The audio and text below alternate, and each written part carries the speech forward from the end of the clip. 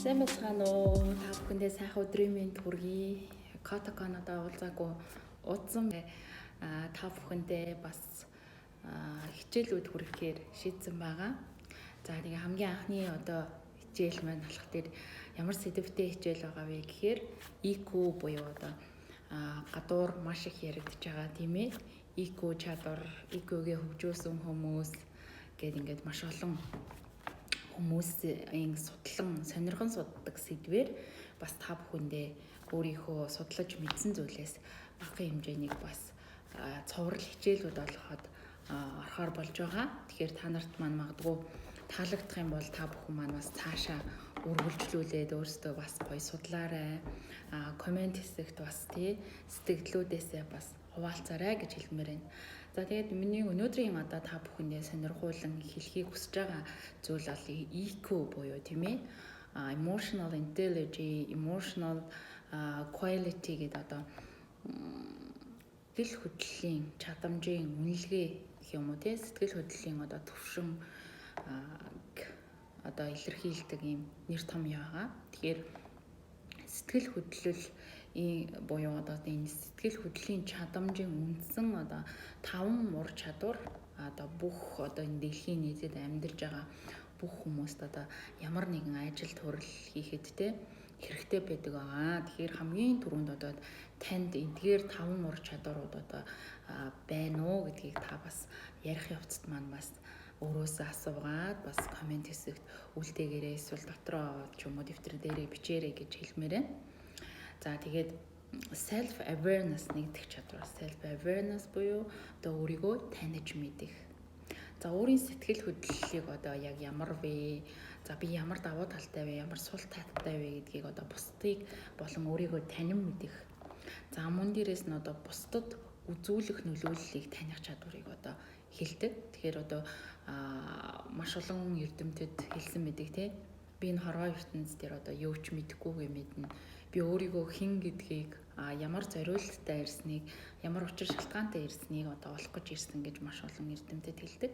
Би ч гэсэн бас энэ хорвоо ертөнцийн дээр яг ямар үүрэгтэй ирсэн бэ гэдгийг бол одоогийн байдлаар танин мэдээд явж байгаа. Тэгээд замдаа гоё аялал дундаа явж байна. Өөрийгөө бүтээх аялал дундаа явж байна. За хоёр дахь чадвар буюу хоёр дахь бидний IQ чадамжаа хөгжүүлэх ёстой, мэдж явах ёстой зүйл маань юу байгаа вэ гэхээр мотивашн буюу сэтэлжүүлэх гэж байгаа.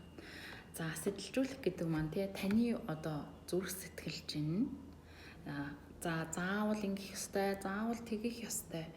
Чи энийг хийснээр ийм мөнгө авах боломжтой гэдэг зүйлээр биш хийж байгаа зүйлдээ сэтгэл хангалуун байх, зорилгодоо хүрэхийн төлөө та ажиллах, эрч хүчтэй байх.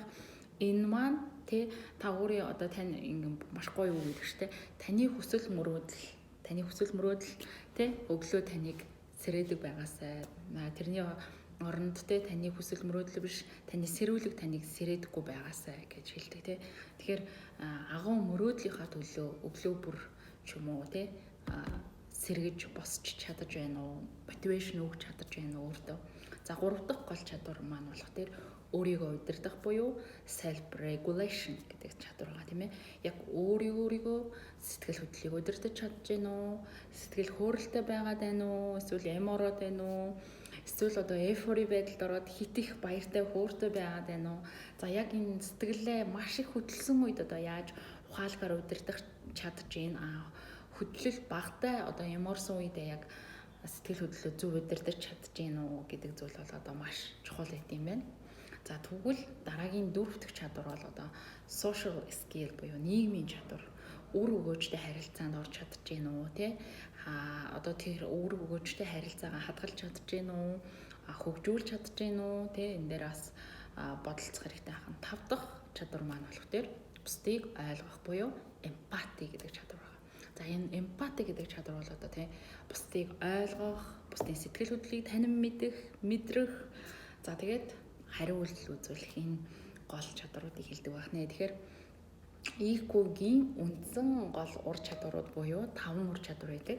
За эдгээр 5 ур чадвар хувь хүн болгонд суусан их бага хэмжээгээр суусан байгаа.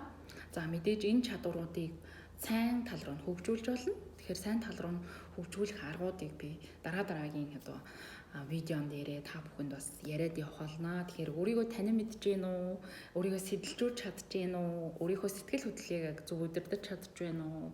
За нийгмийн чадвараа бас хөгжүүлж байна уу, тий? За тэгээд бусдыг маш сайхан эргээр ойлгож байна уу?